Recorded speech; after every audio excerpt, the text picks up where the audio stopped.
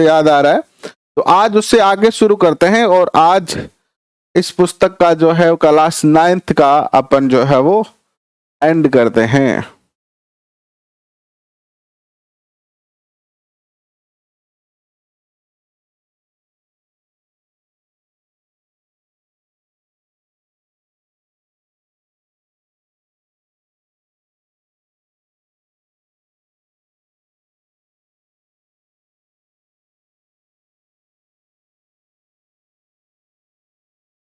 अर्थशास्त्र और अर्थव्यवस्था तो हमने नहीं पढ़ा था भाई।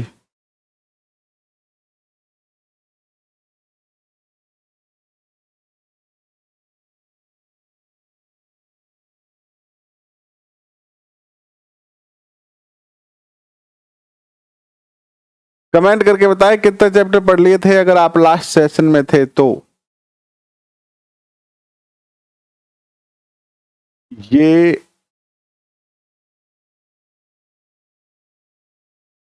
यहां तक हमने पढ़ लिया था, ये 13 नंबर चैप्टर तक अपन ने जो है वो पूरा कर लिया था। आज हम यहां से शुरू करेंगे भारत की जलवायु।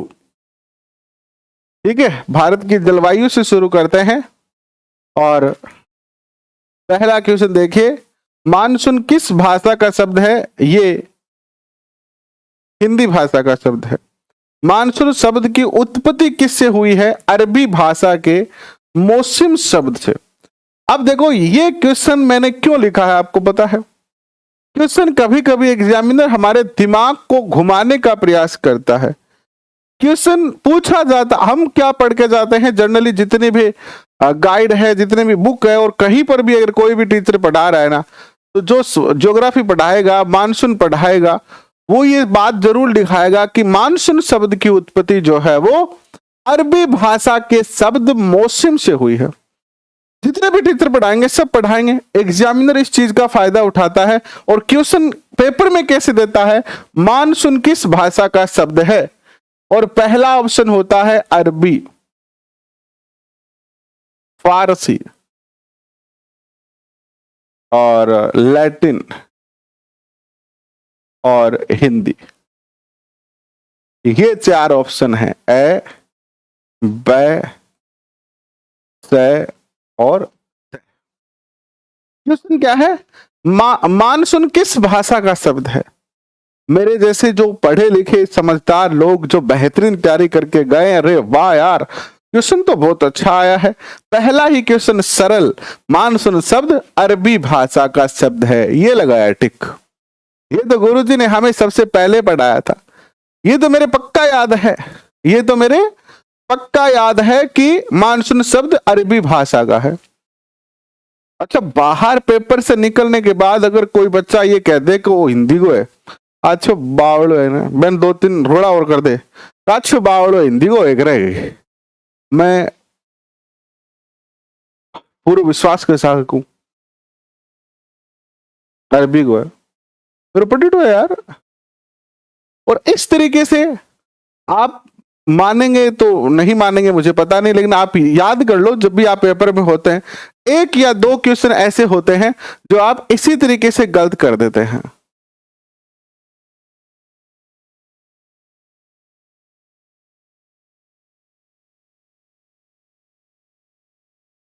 इसी तरीके से आप क्वेश्चन गलत कर देते हैं।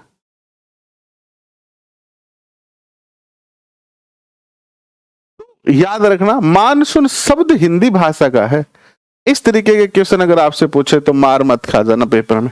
मानसून शब्द की उत्पत्ति हुई है अरबी भाषा के मौसम शब्द से।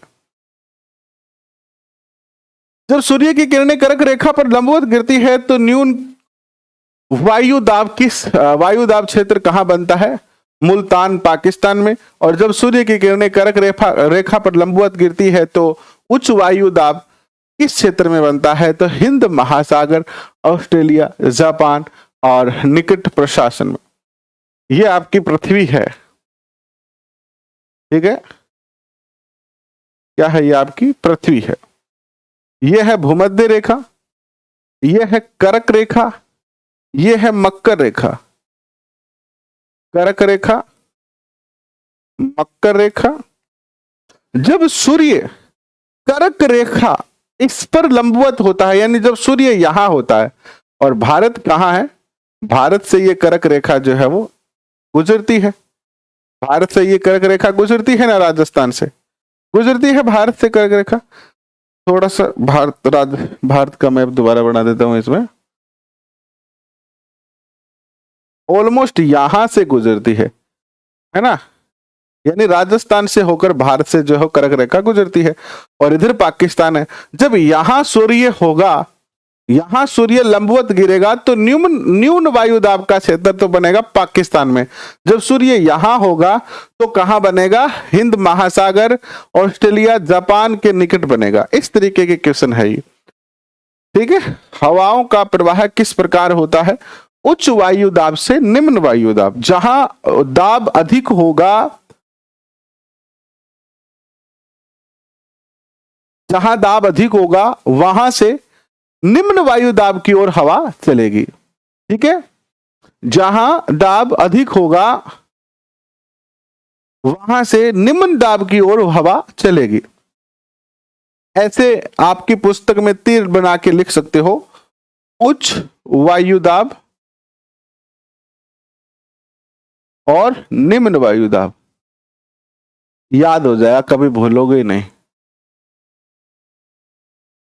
भारत में आने वाली दक्षिण पश्चिम मानसून क्या कहलाता है, ग्रीष्मकालीन मानसून कहलाता है। दक्षिणी गोलार्ध पर सूर्य के सीधे चमकने पर उच्च वायुदाब क्षेत्र कहां बनता है, बेकाल झील मुल्तान के पास। और स्थल से समुद्र की ओर चलने वाली शुष्क हवाएं क्या कहलाती है, शीतकालीन मानसून कहलाती है। और हवाओं का ऐसा प्रवाह जो निम्न क्षोभ मंडल में पहुंच जाता है क्या कहलाता है, जेट स्ट्रीम कहलाता है। हवाओं का एक ऐसा प्रवाह जो क्षोभ मंडल के निचले भाग में पहुंच जाता है जेट स्ट्रीम कहलाता है। क्या कहलाता है, जेट स्ट्रीम कहलाता है।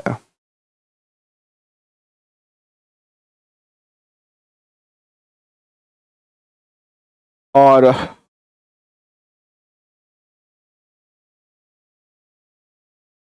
एक कमेंट आ रहा है कि सर आपसे निवेदन है कि आप जो है वो सारी क्लास एक सीक्वेंस में डाल दें, या तो जितनी भी क्लासें हैं सब अलग अलग प्लेलिस्ट बनी हुई है सबकी। राजस्थान जितनी भी क्लासें हमने करवाई है, चाहे ज्योग्राफी की हो, आपकी मनोविज्ञान की हो, या ये आरबीएससी की हो, एनसीईआरटी की हो, सब जो है वो अपने अपने सीक्वेंस में ही है, सब क्रम से डाली हुई है, कोई दिक्कत नहीं आएगी आपको। और एक और क्वेश्चन पूछा है जिसमें ये लिखा है कि कर्क रेखा राजस्थान में कहां से कितनी किलोमीटर गुजरती है। तो राजस्थान के डूंगरपुर बांसवाड़ा कुछ से होते हुए कर्क रेखा राजस्थान में 26 किलोमीटर है। कितना है, 26 है, 27 नहीं है। 27 जो लिख रहे हैं वो गलत है, 26 ही मानी गई है, ठीक है। 26 किलोमीटर है राम स्वरूप जी, 26 किलोमीटर। नेक्स्ट देखिए, भारत की जलवायु कैसी है, तो भारत की जलवायु मानसूनी है। और सामान्यतः कितनी ऊंचाई पर तापमान 1 सेंटीग्रेड कम हो जाता है, जब आप 165 मीटर ऊपर जाओगे तापमान 1 डिग्री सेल्सियस नीचे हो जाएगा। नेक्स्ट देखिएगा, भारतीय संस्कृति के अनुसार कितनी ऋतुएं मानी गई है, 6। वसंत ऋतु, ग्रीष्म ऋतु, वर्षा, शरद, शीत और हेमंत। भूमध्य सागरीय चक्रवात से होने वाली शीतकालीन वर्षा को हम मावठ कहते हैं। और पश्चिम बंगाल में आने वाली तेज बरसाती तूफान को काल वैशाखी कहते हैं। और मालाबार तट पर होने वाले मानसून की पहली वर्षा को आम्र वर्षा कहते हैं। और कहुआ उत्पादन क्षेत्र में होने वाली मानसून की पहली वर्षा को फूलों की वर्षा जो है वो कहते हैं। और सितंबर माह में राजस्थान का औसत तापमान जो होता है वो 38 डिग्री सेंटीग्रेड होता है। और अब कौन सा महीना चल रहा है, अगस्त, सितंबर चल रहा है ना। अब थोड़ी सी गर्मी बढ़ी हुई है ना, थोड़ी सी गर्मी बढ़ी हुई है। ऐसे जून जुलाई से तो कम है, लेकिन वर्षा ऋतु से थोड़ी ज्यादा है, क्योंकि सितंबर में एक बार थोड़ी सी जो गर्मी है वो बढ़ जाती है। भारत में मानसून की कितनी शाखाएं वर्षा करती है? 2। कौन सी ऋतु को मानसून के लौटने का काल कहते हैं? शरद ऋतु को। राजस्थान को जलवायु के आधार पर कितने ऋतुओं में बांटा गया है? 3। ग्रीष्म ऋतु, शीत ऋतु, वर्षा ऋतु। और राजस्थान में मानसून का आगमन सामान्यतः कब होता है? जून के आखिरी सप्ताह में। एक बच्चा कमेंट कर रहा है कि सर ये टॉपिक तो राजस्थान हमारे रीट में है ही नहीं। क्यों नहीं है? रीट में आप जलवायु नहीं पढ़ते हो? रीट में जलवायु का टॉपिक नहीं है क्या? है ना भाई? 165 मीटर ऊंची जाओगे आप तो 1 डिग्री तापमान ऊपर हो जाएगा, और 165 डिग्री नीचे जाओगे तो फिर नीचा हो जाएगा। पृथ्वी के तल पे तो तापमान है ही है जो अपना है। जैसे मान लीजिए अभी सितंबर में 38 डिग्री तापमान है, तो 165 मीटर ऊंचा जाओगे तो क्या हो जाएगा? तापमान 1 डिग्री कम हो जाएगा। नेक्स्ट देखिए, चैप्टर नंबर 15, प्राकृतिक वनस्पति एवं मृदाएं यानी मिट्टी। सदाबहार वन कहाँ पाए जाते हैं? पश्चिमी घाट के पश्चिमी ढाल, अंडमान निकोबार द्वीप समूह और उत्तरी पूर्वी भारत में। किस प्रकार के वनों का पोषण सबसे कम होता है? शोषण क्यों लिखा है? किस प्रकार के वनों का शोषण सबसे कम होता है? सदाबहार। सदाबहार वनों में मुख्यतः कौन से पेड़ आते हैं? रबर, महोगनी, एबोनी, ताड़, बांस और जंगली आम। किस प्रकार के वनों की लकड़ी से फर्नीचर आदि बनाए जाते हैं? तो पतझड़ी और मानसूनी वन। भारत के किन क्षेत्रों में पतझड़ अथवा मानसूनी वन पाए जाते हैं? विंध्याचल, सतपुड़ा, छोटा नागपुर, असम, पूर्वी घाट के दक्षिणी तथा पश्चिमी घाट के पूर्वी भाग में। किस प्रकार के वनों का सर्वाधिक दोहन हो रहा है? पतझड़ी और मानसूनी वनों का। और यहां पर भी जो शोषण शब्द था ना, वहां पर दोहन शब्द था।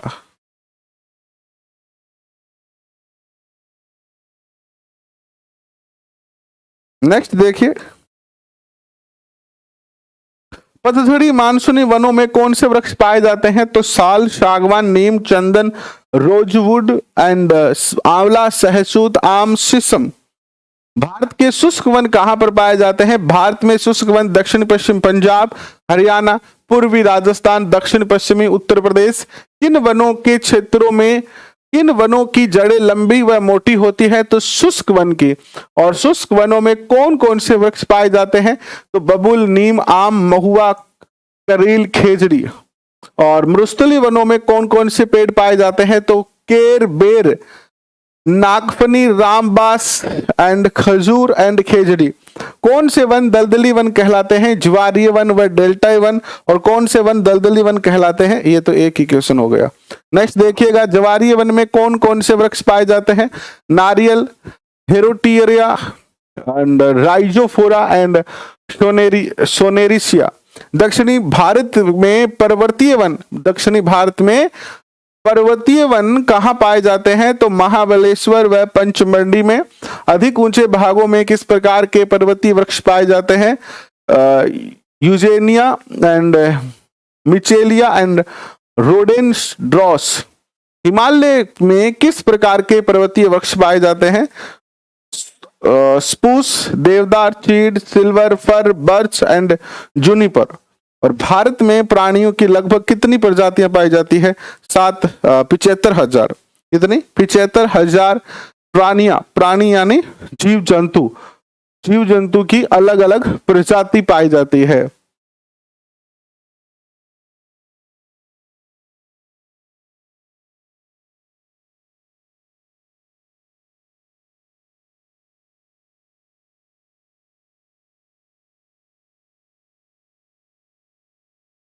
नेक्स्ट देखिएगा,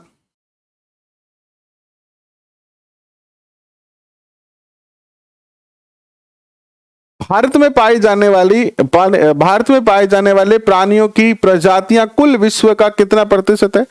13% है। और विश्व का एकमात्र ऐसा देश कौन सा है जहां शेर व बाघ दोनों पाए जाते हैं? भारत है। और भारत में स्तनधारी जीवों में सबसे बड़े जीव हाथी मुख्यतः कहां पाए जाते हैं?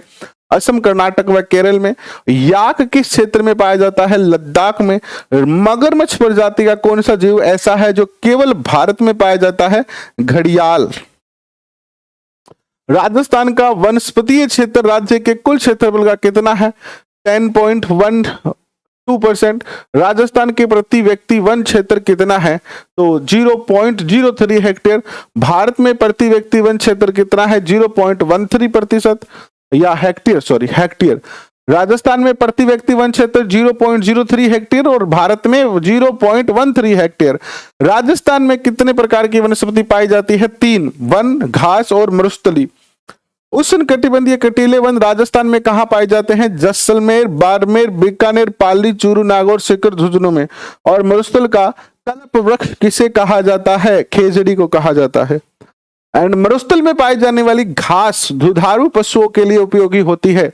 ये होती है धामण घास। कौन सी घास है? या धामण घास है, जिकी आप अपने खेत बरोटियो पाड़ के लावा और अपनी गाय भैंसा ने देवा। हाँ, कौन सी घास है? वह धामण घास हुआ है। ठीक है, आपने कई प्रकार की घास पाई जावे है, लेकिन धामण घास जो है बहुत ही पशु चाव करके खावे, यानी पसंद है वाने।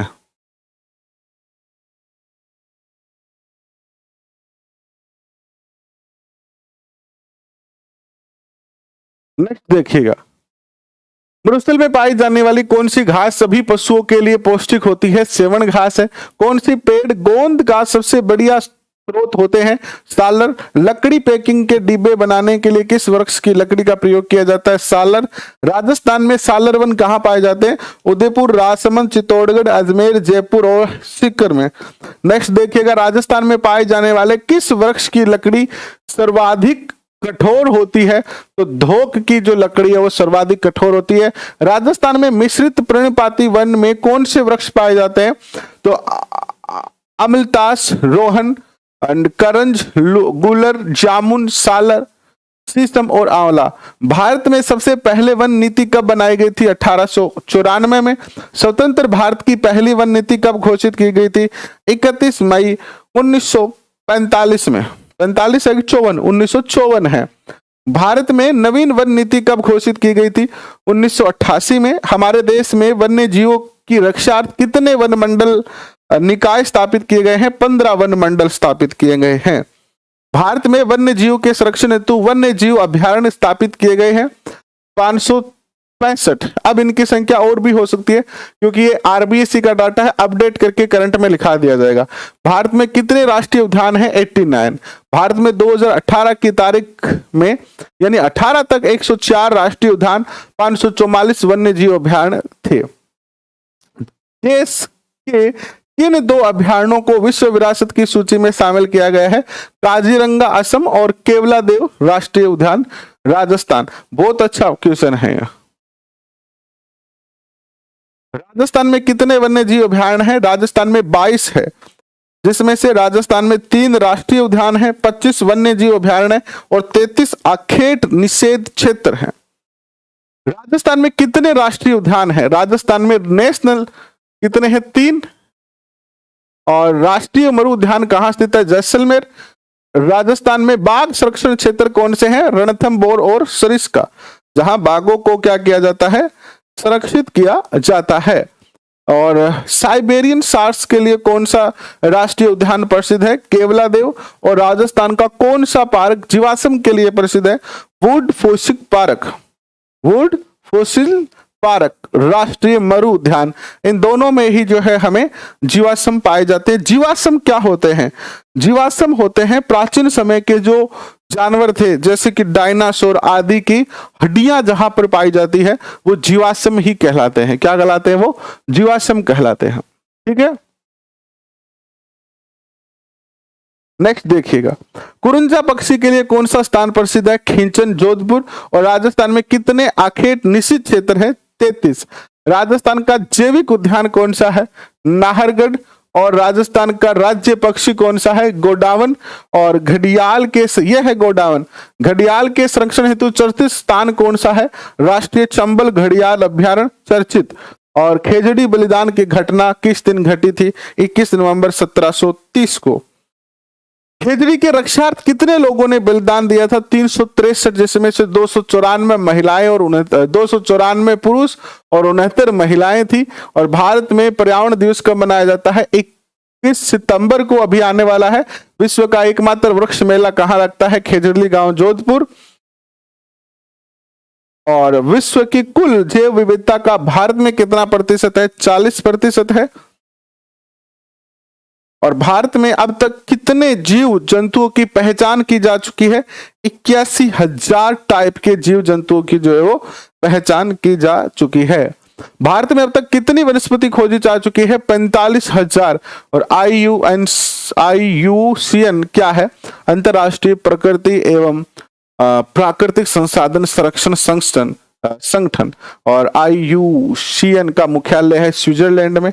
WWF क्या है? World wide found for nature and world wide fund for nature. And भारतीय वन अनुसंधान संस्थान कहां पर है? देहरादून में।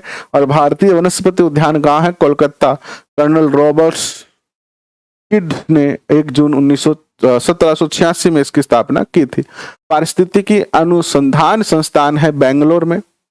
और राष्ट्रीय, ये 68 नंबर क्वेश्चन है, राष्ट्रीय पर्यावरण अभियांत्रिक संस्थान कहां पर है? नागपुर में। 8 अप्रैल 1958 को स्थापना। पर्यावरण चेतना का प्रथम लिखित दस्तावेज कौन सा था? अथर्ववेद में। अथर्ववेद के अंदर भूमि सूत्र, क्या नाम था? अथर्ववेद में भूमि सूत्र नामक एक लिखित दस्तावेज है जिसमें पर्यावरण चेतना की बात कही गई है, पर्यावरण की रक्षा के बारे में बात कही गई है। ठीक है, नेक्स्ट देखिएगा। राजस्थान के किस समाज ने 29 सूत्रीय पर्यावरण संरक्षण के लिए महत्वपूर्ण माने हैं? तो बिश्नोई समाज ने जो है 29 नियम माने हैं। रचना विधि के अनुसार मिट्टी कितने प्रकार की होती है? 2 प्रकार की, स्थानीय और विस्थापित मिट्टी। एंड नदियों द्वारा लाकर जमा की गई मिट्टी कांप मिट्टी कहलाती है। कांप मिट्टी का विस्तार जो है 8 लाख वर्ग किलोमीटर में है। भौगोलिक परिस्थितियों के अनुसार कांप मिट्टी को कितने भौगोलिक क्षेत्रों में बांटा गया है? 3, पुरातन यानी जिसे बांगर कहते हैं, नूतन जिसे खादर कहते हैं, और न्यूनतम यानी सबसे नई। काली मिट्टी का भारत में विस्तार है 5 लाख वर्ग किलोमीटर में। कौन सी मिट्टी कपास के लिए सर्वाधिक उपयोगी होती है? काली मिट्टी। और काली मिट्टी के में किसका अंश अधिक पाया जाता है? पोटाश व चूने का। और किस मिट्टी के छिद्रदार होने के कारण उसमें आर्द्रता बनाए रखने की क्षमता नहीं होती है? लाल मिट्टी में। और लाल मिट्टी में किसका अंश अधिक पाया जाता है? लाल जो मिट्टी होती है उसमें लोहा, आयरन का अंश अधिक होता है। चाय की खेती के लिए उपयुक्त मिट्टी है लैटेराइट। किस मृदा को अपरिपक्व मृदा कहते हैं? पर्वतीय मृदा। और राजस्थान में मिट्टियों का रंग, गठन और उपजाऊपन के आधार पर 6 प्रकार की मिट्टी राजस्थान में पाई जाती है। एंड राजस्थान में पाई जाने वाली कौन सी मिट्टी पवनों द्वारा स्थानांतरित रहती है? मरुस्थली। और किस मिट्टी में उपजाऊ तत्वों की कमी तथा लवणता अधिक पाई जाती है? मरुस्थलीय मिट्टी में।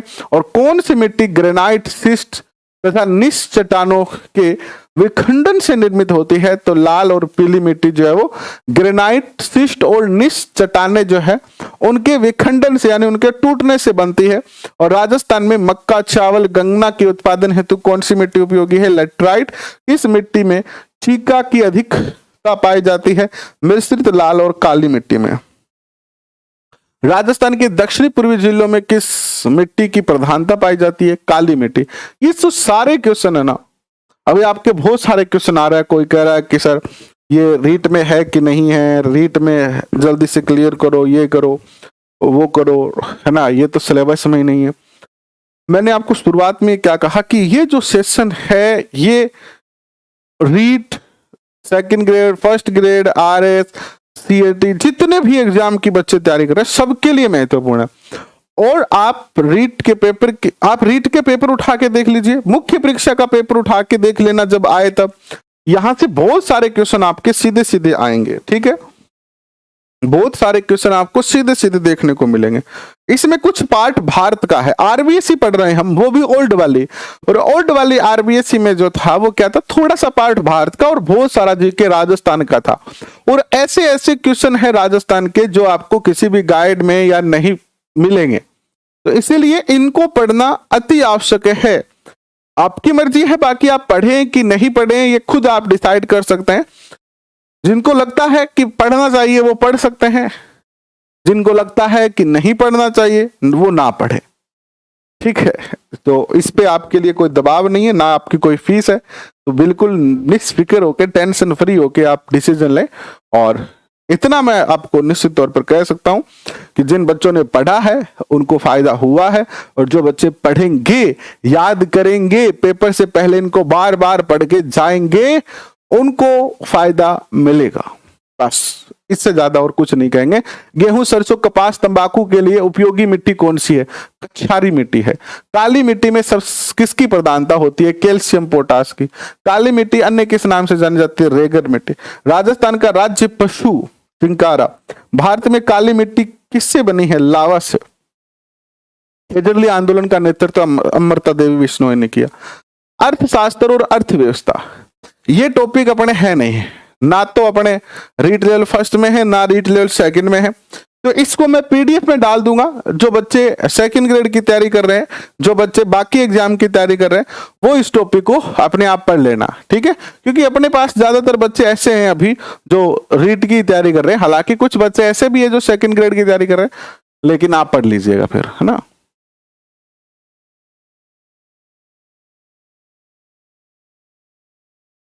नेक्स्ट टॉपिक जो आता है हमारा इसके बाद,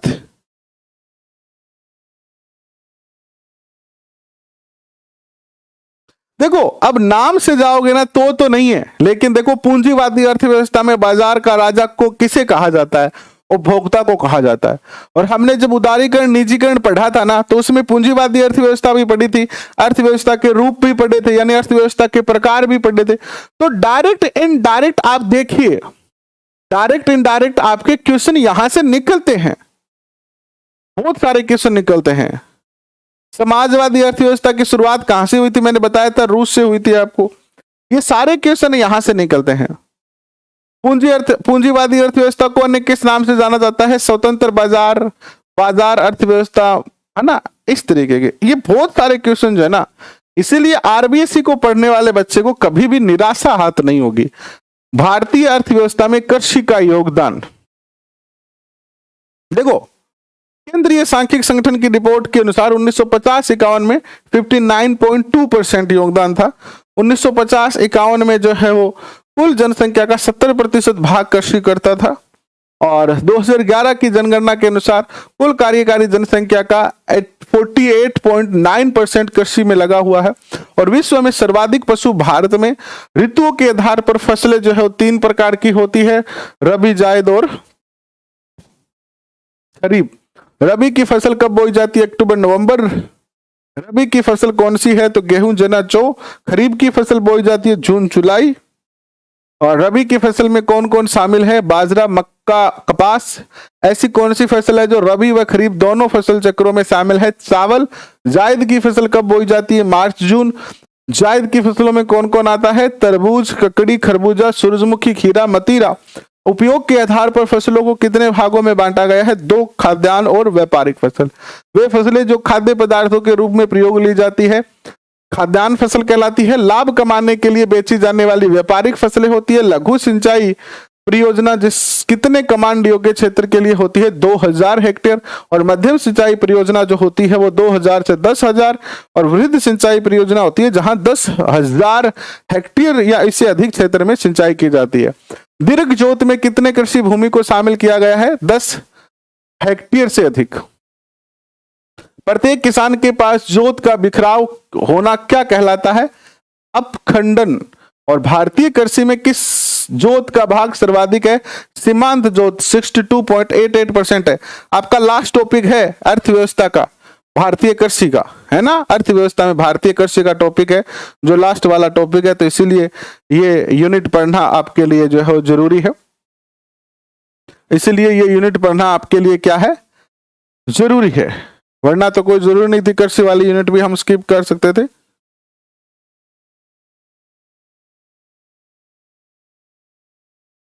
आप क्लास चाहे ऑफलाइन ले या ऑनलाइन ले, इस बात की कोई वो बात नहीं है। आपके जैसे आपके पास भाई टाइम है, जिस बच्चे के पास जितना टाइम है, किसी को ऑनलाइन क्लास लेने का टाइम है, किसी को ऑफलाइन क्लास लेने का टाइम, जैसे भी ले कोई बात नहीं है, बस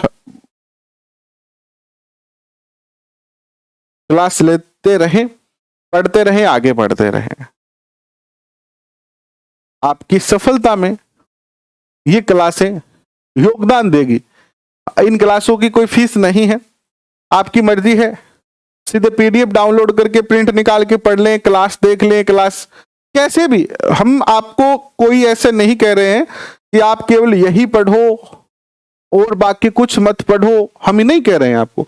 हम ये कह रहे हैं कि आप जो पढ़ रहे हैं, जो भी पढ़ रहे हैं, आप जहां भी पढ़ रहे हैं, जिस कोचिंग में पढ़ रहे हैं, सेल्फ स्टडी कर रहे हैं, कोई बुक से पढ़ रहे हैं, कुछ भी पढ़ रहे हैं, वो पढ़ो ना। 2 घंटे डेली के इनके लिए निकाल लो, डेली के 2 घंटे निकाल लीजिए। वीडियो नहीं देखना है तो पीडीएफ डाउनलोड करके पढ़ लीजिए।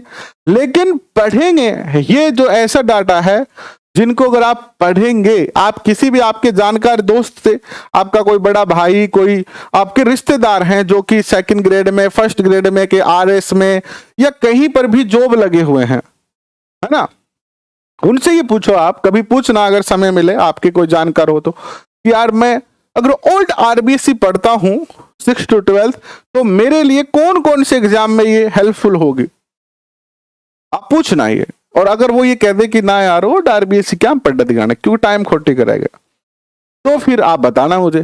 कोई नहीं कहेगा ऐसा, किसी से भी पूछ लेना। आरबीएससी एनसीईआरटी के लिए कोई ये नहीं कहेगा कि ये मत पढ़ो, सब ये कहेंगे कि इनको ही पढ़ो। चाहे तुम गाइड पढ़ो ना पढ़ो, चाहे तुम कोचिंग में जाओ ना जाओ, अगर तुम इनको पढ़ लोगे ना काम बन जाएगा, यही कहेंगे आपको। फिर भी आप चेक कर सकते हैं, पूछ सकते हैं किसी से भी। जोतों के आकार को छोटा होने से रोकने के लिए कौन से उपाय किए जाते हैं? चकबंदी व सहकारी खेती होती है। उर्वरकों का प्रति हेक्टेयर उपयोग किस राज्य में सर्वाधिक है? पंजाब में। उर्वरकों के प्रति हेक्टेयर उपयोग किस राज्य में सबसे कम है? उड़ीसा में। राष्ट्रीय निगम बीज निगम की स्थापना, अब देखो कृषि पढ़ रहे हैं तो बीज निगम की स्थापना पूछी जा सकती है 1963 में। भारतीय राज्य बीज निगम की स्थापना 1969 में। किसानों को उन्नत बीज उपलब्ध करवाने के लिए कितने राज्य बीज निगम स्थापित किए गए हैं? 13। और कृषि मूल्य आयोग की स्थापना की गई थी 1965 में। कृषकों को अवधि के आधार पर कितने प्रकार के ऋण दिए जाते हैं? 3 प्रकार के, अल्पकालीन, मध्यमकालीन और दीर्घकालीन ऋण। 15 महीने से कम अवधि के लिए दिया जाने वाला ऋण जो है अल्पकालीन कहलाता है। 15 अवधि से लेकर 5 वर्ष तक का जो ऋण होता है वो मध्यमकालीन होता है, और 5 वर्ष से अधिक अवधि के लिए जो दिया जाता है वो दीर्घकालीन ऋण होता है। कृषकों को ऋण की प्राप्ति कितने स्रोतों से होती है? 2 प्रकार के स्रोत है, एक तो संस्थागत है और एक गैर संस्थागत है। गैर संस्थागत स्रोत में कौन आते हैं? साहूकार, जमींदार, महाजन, व्यापारी, रिश्तेदार, है ना, कमीशन एजेंट, ये आते हैं। और कृषि एवं ग्रामीण विकास हेतु नाबार्ड की स्थापना कब की गई थी? बी शिवराम समिति की सिफारिश पर। देखो कृषि का कोई क्वेश्चन आएगा तो उसमें नाबार्ड की पूछने की बहुत ज्यादा संभावना है, तो नाबार्ड की स्थापना की गई थी बी शिवराम समिति की सिफारिश पर 12 जुलाई 1982 में। और 6ठी पंचवर्षीय योजना में, इस पंचवर्षीय योजना में नाबार्ड की स्थापना हुई। 6ठी पंचवर्षीय योजना 80 से 85 में। संस्थागत ऋण के प्रमुख स्रोत है व्यापारिक बैंक, क्षेत्रीय ग्रामीण बैंक, सहकारी बैंक और भूमि विकास बैंक। भूमि विकास बैंक को अन्य किस नाम से जाना जाता है? भूमि बंधक बैंक। 26 मार्च 1957 को स्थापना। किसानों को अल्पकालीन ऋण उपलब्ध करवाने के लिए किस योजना का शुभारंभ किया गया था? किसान क्रेडिट कार्ड योजना यानी केसीसी 1998 में शुरू हुई थी केसीसी। ये जो क्वेश्चन है ना, ये कृषि से संबंधित मोस्ट क्वेश्चन है और कृषि तो आपके टॉपिक का हिस्सा है। किसान क्रेडिट कार्ड कितने समय के लिए मान्य होता है? 3 वर्ष। राष्ट्रीय कृषि बीमा योजना शुरू हुई 1999 2000। हरित क्रांति की शुरुआत 1966 पंचवर्षीय योजना में। और हरित क्रांति के जन्मदाता professor E Norman Borlaug. Bharat में हरित क्रांति के जन्मदाता एमएन स्वामीनाथन। और हरित क्रांति से पहले देश में कृषिगत सुधार के लिए किस प्रोजेक्ट को चलाया गया था? पायलट प्रोजेक्ट को। हरित क्रांति कार्यक्रम किन फसलों पर लागू हुआ? धान, गेहूं, मक्का, ज्वार, बाजरा व राई पर। और हरित क्रांति कार्यक्रम में सर्वाधिक लाभ किस फसल को हुआ? गेहूं को हुआ था। ये अच्छा क्वेश्चन पूछा जा सकता है। श्वेत क्रांति की शुरुआत हुई थी 1970। श्वेत क्रांति की शुरुआत किस संस्था द्वारा की गई थी? राष्ट्रीय डेयरी दूध से संबंधित है श्वेत क्रांति। श्वेत क्रांति की शुरुआत कहां हुई? आनंद गांव, गुजरात। और श्वेत क्रांति को क्या नाम दिया गया? Operation fault. और श्वेत क्रांति का जनक था डॉक्टर विजयवर्गीय। एंड विश्व का सबसे बड़ा समन्वित डेयरी विकास कार्यक्रम ऑपरेशन फल्ड है। इसके बाद व्यवसाय और वाणिज्य हमारे सिलेबस का पार्ट है नहीं, हम नहीं पढ़ेंगे इसको। और इसके बाद देखो नेक्स्ट आता है आपका पुष्ट पालन और बही खाता नहीं है, आपदा प्रबंधन नहीं है, सड़क सुरक्षा भी नहीं है, तो इनको नहीं पढ़ेंगे। ये आपका कक्षा 9th पूरा हो गया है ओल्ड आरबीएससी का। अब हम कल से शुरू करेंगे एनसीईआरटी। कल हम पढ़ेंगे एनसीईआरटी कक्षा 9th हमारा राजस्थान। एनसीईआरटी कक्षा 9th हमारा राजस्थान पुस्तक जो है वो हम पढ़ने वाले हैं, जो कि आपके रीट लेवल 1 और रीट लेवल 2 के राजस्थान जीके के लिए बहुत ही ज्यादा महत्वपूर्ण है। इस बुक को आप बिल्कुल भी छोड़ नहीं सकते हैं। इसकी पीडीएफ आपको अभी हमारे टेलीग्राम चैनल से मिल जाएगी। अभी के लिए बस इतना ही। रात को 9 बजे मिलेंगे, जहां हम